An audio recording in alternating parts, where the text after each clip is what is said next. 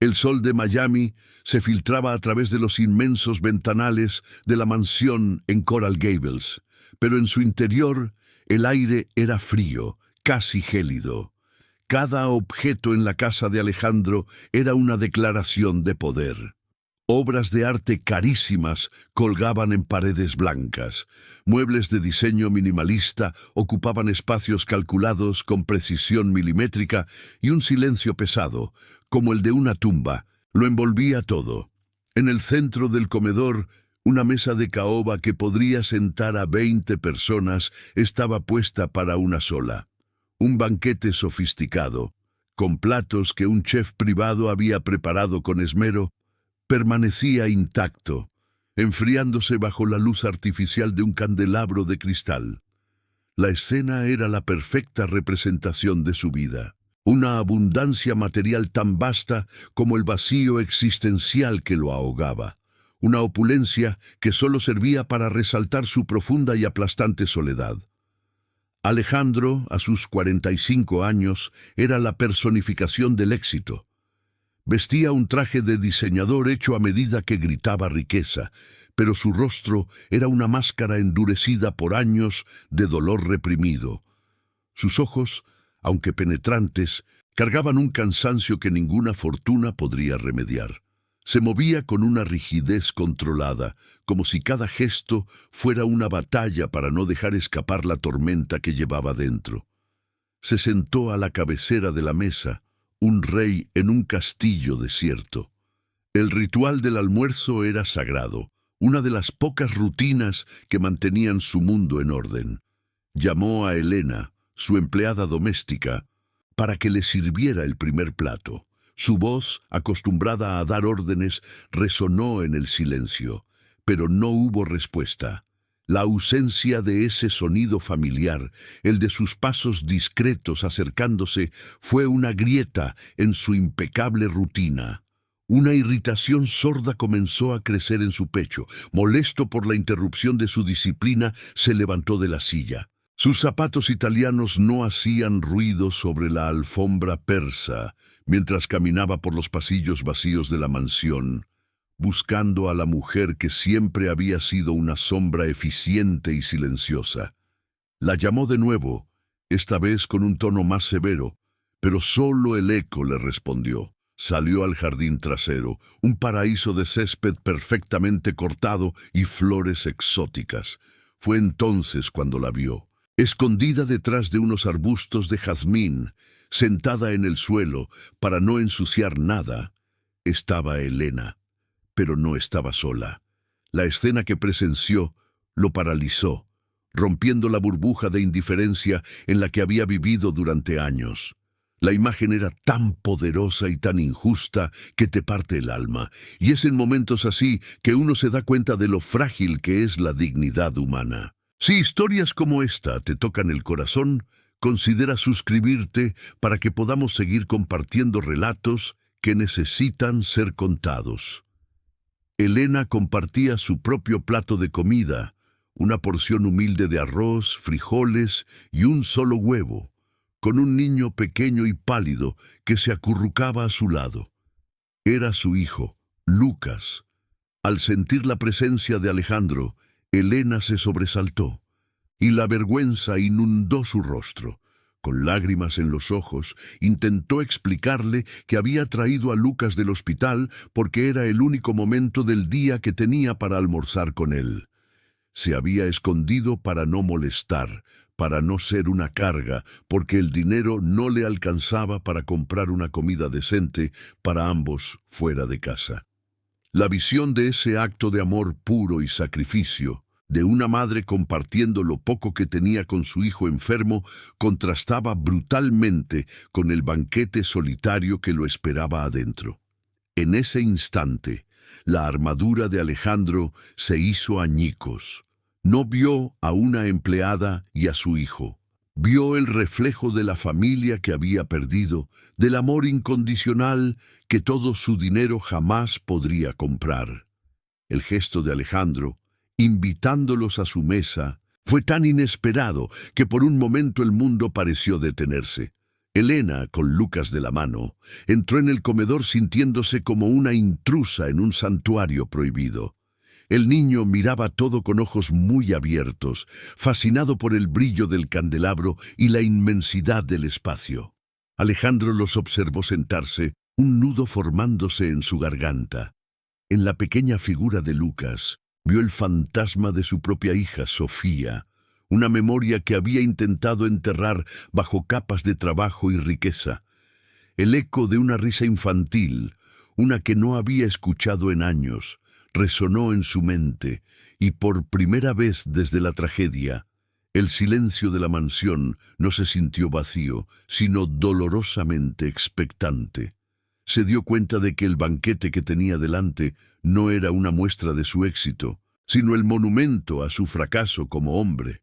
Sentada en una silla que probablemente costaba más que su salario de un año, Elena luchaba por contener su vergüenza. Cada bocado era difícil de tragar. Miraba de reojo a Alejandro, este hombre que hasta hace unos minutos era solo una voz autoritaria, un jefe distante al que apenas veía. Ahora él mismo le servía a Lucas un trozo de salmón, cortándolo en pedazos pequeños con una delicadeza que la desconcertó. Sentía una mezcla de gratitud y un profundo miedo.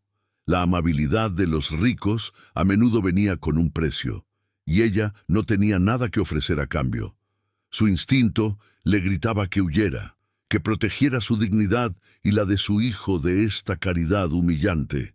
Pero la mirada de Lucas, disfrutando de una comida que ella jamás podría darle, la mantuvo anclada a la silla, atrapada entre su orgullo y su amor de madre. Rompiendo el tenso silencio, Alejandro le preguntó por la enfermedad de Lucas. Su voz ya no era la de un CEO dando órdenes, sino la de un hombre que buscaba entender. Elena, al principio con frases cortas y vacilantes, comenzó a relatar su odisea. Le habló de los diagnósticos confusos, de las interminables esperas en las clínicas públicas, del olor a antiséptico que se había adherido a su ropa y a sus recuerdos. Describió la quimioterapia, cómo robaba el color de las mejillas de su hijo y la energía de su pequeño cuerpo. Le confesó el miedo constante a recibir una llamada del hospital, la angustia de ver las facturas acumularse sin saber cómo las pagaría. Mientras hablaba, no se quejaba. Simplemente exponía los hechos de una vida que se había convertido en una batalla diaria por la supervivencia, una realidad invisible dentro de los muros de aquella mansión. Las palabras de Elena resonaban en el alma de Alejandro, evocando imágenes de su propio infierno personal. Él también conocía el frío de los pasillos de un hospital, la impotencia de escuchar a los médicos hablar en un lenguaje clínico que solo servía para distanciarlo de la cruda realidad. Con la voz quebrada por un dolor que el tiempo no había sanado, le confesó: «Yo también perdí a mi familia, un accidente de coche hace mucho tiempo». No dio más detalles, pero en esa breve confesión, el abismo que los separaba se cerró. Dejaron de ser el millonario y la empleada. Eran dos seres humanos unidos por la misma cicatriz, la que deja la pérdida. Entendió que el sufrimiento no distinguía entre cuentas bancarias y que el dolor de una madre luchando por su hijo era tan real y profundo como el suyo. La rutina de Elena era un laberinto de burocracia y desesperación. Cada visita al hospital público era una prueba de resistencia. Pasillos abarrotados de gente con la misma mirada cansada, largas filas para obtener un turno, que a menudo se cancelaba, y la sensación constante de ser un número más en un sistema colapsado. Tenía que lidiar con la falta de insumos básicos, con equipos que no funcionaban y con personal médico que, aunque bien intencionado, estaba sobrepasado por la demanda. Para el mundo de Alejandro, un problema se resolvía con una llamada o una transferencia bancaria. Para Elena, un problema significaba más horas sin dormir, más favores que pedir, más deudas que asumir. Era una lucha silenciosa y solitaria, una guerra de desgaste que libraba cada día lejos de la opulencia de Coral Gables, una realidad que la mayoría prefería ignorar.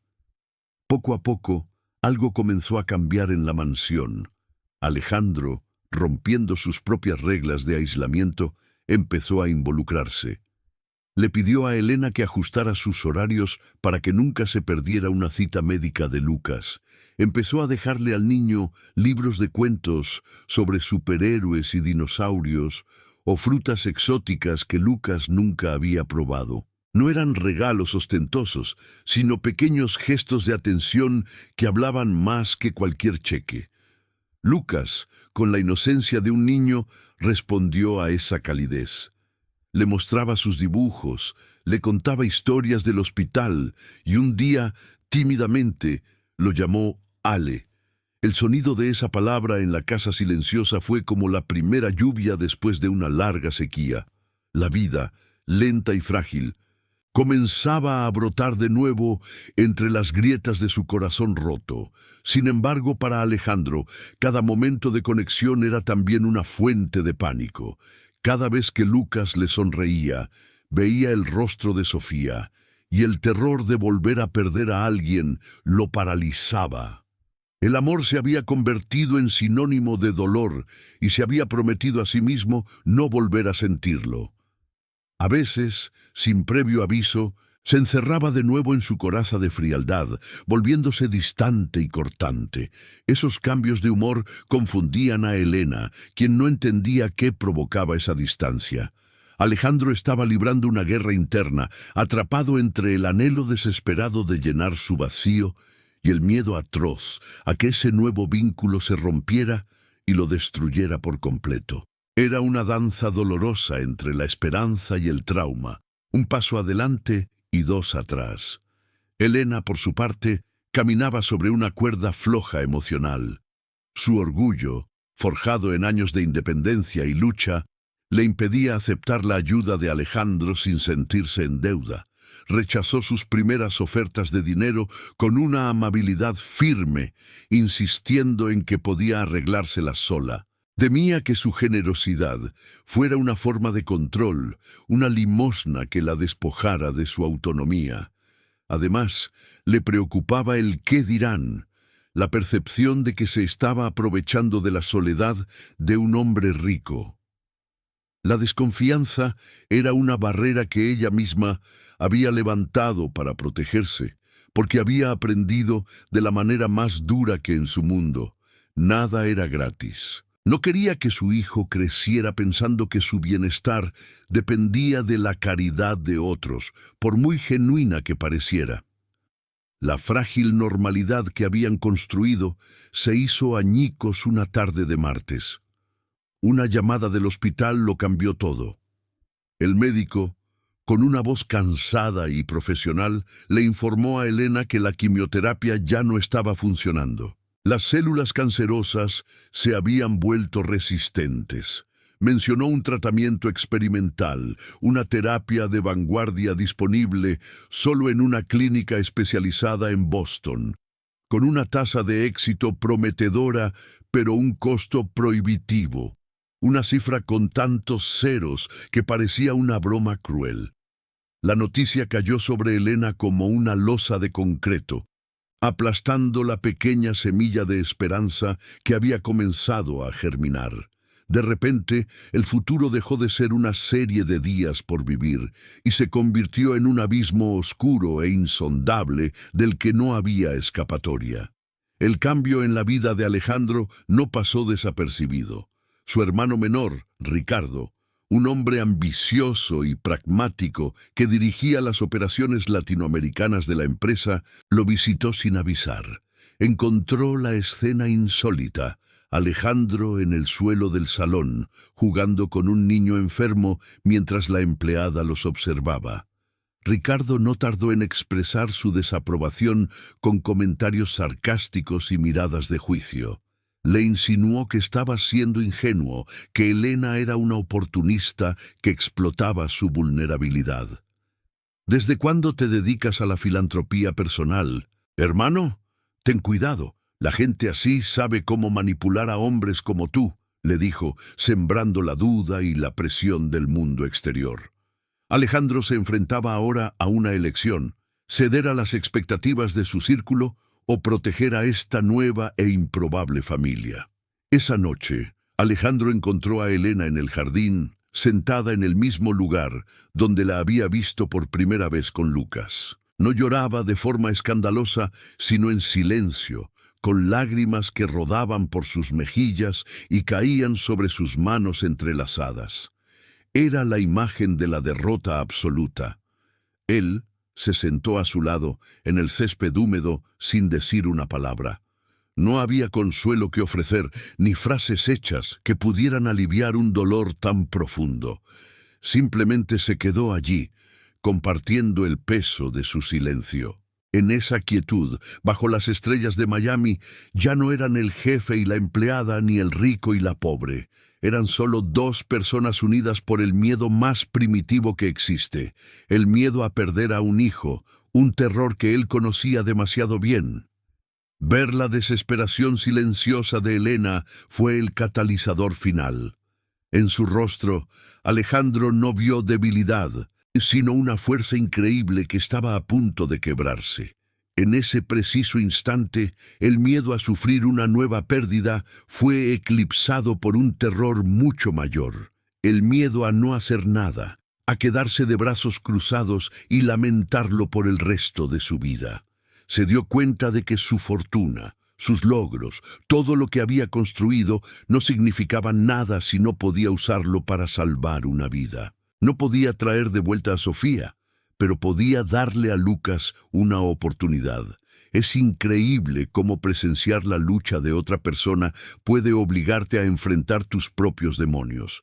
Si estas historias que nos hacen reflexionar te inspiran, suscríbete, porque tu apoyo nos permite seguir compartiendo testimonios que nos conectan con nuestra propia humanidad. A la mañana siguiente, Alejandro actuó con una velocidad y una determinación que lo sorprendieron incluso a él mismo. Dejó de ser el fantasma que deambulaba por su propia casa y se convirtió en una fuerza de la naturaleza. Hizo una sola llamada a su asistente personal, una mujer que durante años solo había gestionado su agenda de negocios. Las instrucciones fueron claras, precisas y no dejaban lugar a dudas. Quería un avión médico listo para volar a Boston, una consulta asegurada con el especialista principal de la clínica y el mejor equipo de pediatría oncológica del país puesto en sobreaviso.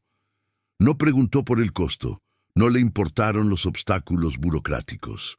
Por primera vez en casi una década, su inmensa fortuna tenía un propósito que trascendía los balances y las cifras de mercado. Era el arma con la que lucharía por la vida de un niño. Cuando le comunicó el plan a Elena, ella lo escuchó en un silencio atónito. Estaba sentada en la cocina, con una taza de café intacta entre las manos, mientras él, de pie, le explicaba cada paso con una calma que desmentía la urgencia de la situación. La magnitud de lo que proponía era tan abrumadora que a ella le costaba procesarlo. Un avión privado, los mejores médicos del mundo, una suma de dinero que probablemente podría comprar el edificio entero donde ella vivía. Su orgullo, esa vieja y fiel armadura, le susurró que era demasiado, que era una deuda impagable. Pero entonces miró el rostro de Alejandro y no vio a un millonario ejerciendo su poder, sino a un hombre que le ofrecía la única cosa que importaba en el mundo: una oportunidad. Vio en sus ojos el reflejo de su propio miedo y su misma desesperada esperanza. Para que ella entendiera que su oferta no nacía de la lástima, Alejandro finalmente le abrió la puerta a su santuario de dolor. Con la voz entrecortada, le habló de Sofía. Le describió cómo su risa llenaba cada rincón de esa casa silenciosa, el olor a fresas de su champú y la forma en que sus pequeños dedos se aferraban al suyo. Le confesó la culpa que lo carcomía, la sensación de que, si hubiera trabajado menos, si hubiera estado más presente, tal vez podría haber evitado la tragedia. «He pasado años construyendo este imperio», dijo con la mirada perdida en un recuerdo, pensando que el éxito me protegería de volver a sentir este dolor. Pero es una mentira.